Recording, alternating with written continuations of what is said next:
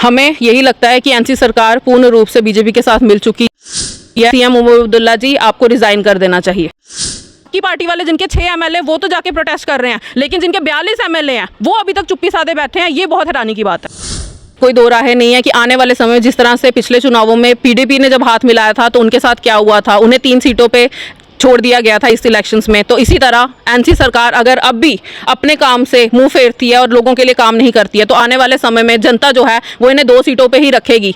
जम्मू कश्मीर में राज्य के दर्जे को लेकर के कांग्रेस लगातार प्रदर्शन कर रही है, हंगर स्ट्राइक जारी है और 11 दिन जो हैं वो बैठेंगे भूख हड़ताल पे। मुद्दा एक ही है कि जम्मू कश्मीर में रिस्टोरेशन ऑफ स्टेटहुड हो जाए। लेकिन अफसोस की ये बात है कि जम्मू कश्मीर में जो सबसे बड़ी पार्टी है, सिंगल लार्जेस्ट पार्टी अगर एनसी की बात करें तो 42 उसके अपने जो हैं वो उम्मीदवार थे, अपने एमएलए थे, लेकिन उसके बावजूद भी जो है वो स्टेटहुड के ऊपर नहीं बोल रहे हैं। आज इसी मुद्दे पर हमारे साथ चर्चा करने के लिए मौजूद हैं एनएयूपी की सीनियर लीडर शिखा बंदराल। इनसे बात करेंगे और इनसे भी जानने की कोशिश करेंगे कि एनएयूपी का क्या स्टैंड है। सबसे पहले शिखा मैम, बहुत शुक्रिया वक्त देने के लिए। सीधा सवाल पे आऊँगा, मुझे ये बताइएगा, सिंगल लार्जेस्ट पार्टी इस समय जम्मू कश्मीर में एनसी है।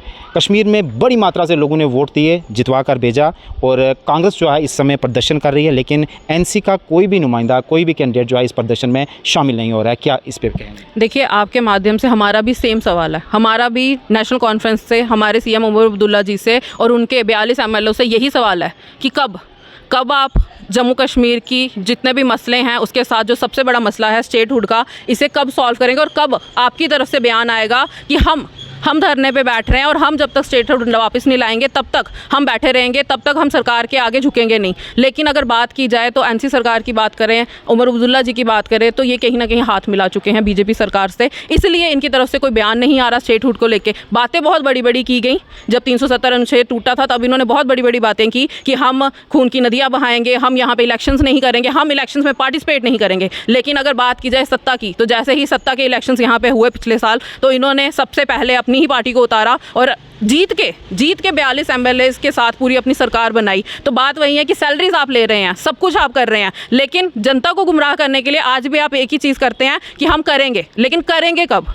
पूछता है जम्मू कश्मीर आज आपसे कि आज आखिर आप कब करेंगे, कब जम्मू कश्मीर की आवाम ये देखेगी कि एनसी सरकार वाकई में जम्मू कश्मीर के मसलों के साथ साथ जम्मू कश्मीर की आवाम को सुन रही है। मैम, जिस तरीके से आपने बोला कि कहीं ना कहीं ऐसा लग रहा है कि एनसी भाजपा के साथ हाथ मिला चुकी है।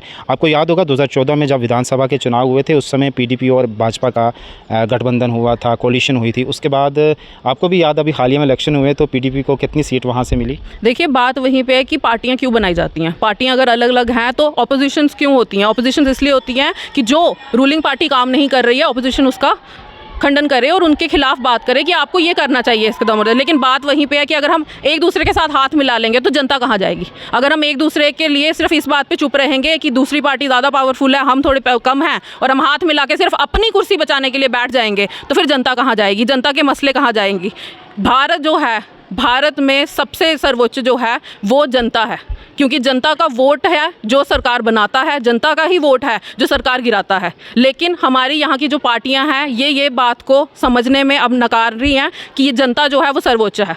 जनता चाहेगी तो सब होगा, लेकिन ये जनता नीचे भी आ सकेंगे, 42 से नीचे भी आ सकेंगे अगर इस तरीके के हालात रहे जिस तरीके के साथ लोगों ने पीडीपी को नकारा है। देखिए, मैं इस पर यही कहना चाहूँगी कि अगर इन्होंने अब भी अपनी आवाज़ नहीं उठाई, इनकी तरफ से स्टेटहुड को लेकर कोई बयान नहीं आया, कोई काम नहीं हुआ सही तरीके से, अगर इन्होंने स्टेटहुड के लिए काम नहीं किया तो आने वाले समय में इसमें कोई दो राहें नहीं है कि जनता इनको अपना वोट तो क्या, जनता इनकी तरफ देखेगी भी नहीं अगर ये काम नहीं करते हैं। और जनता के सिर्फ स्टेटहुड की बात ही क्यों करें, सब कामों की अगर हम बात करें, नौकरियों की बात करें जो इन्होंने अपने मैनिफेस्टो में वादे किए थे, जो इन्होंने इलेक्ट्रिसिटी 200 यूनिट देने का वादा किया था, जो 12 सिलेंडर देने की बात की थी, वो अभी तक पूरा नहीं हुआ है। वो अभी तक सिर्फ इनके मैनिफेस्टो में ही बंद रह गया हुआ है। जब इन्होंने मैनिफेस्टो बनाया था तब भी यूटी थी। अगर आपको पता था कि आप ये काम नहीं कर सकते अपने कार्यकाल बनने के बाद भी, तो आपने अपने मैनिफेस्टो में ये चीज़ें क्यों लिखी? आपको नहीं लिखनी चाहिए थी। आपने लिखी हैं, आपको ये करना पड़ेगा और आपको करके दिखाना चाहिए, क्योंकि जनता सिर्फ और सिर्फ आपसे उम्मीद करती है। हम सब भी आपसे उम्मीद करते हैं और ये सवाल करते हैं कि स्टेटहुड आपका काम है, आपकी जिम्मेवारी है लाना, तो आप लाइए।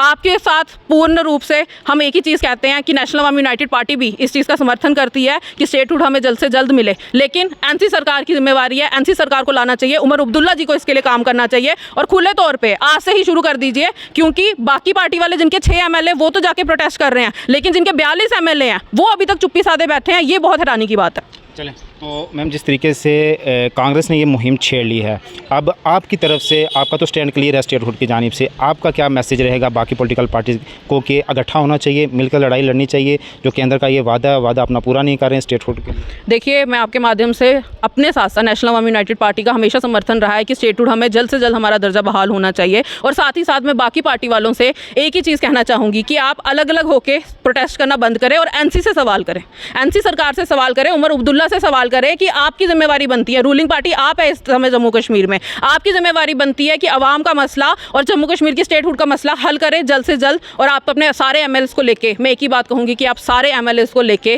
बैठ जाइए धरने के ऊपर। जम्मू कश्मीर की तरफ से एक बार तो बैठिए, एक बार तो जम्मू कश्मीर की आवाम की तरफ से बैठिए।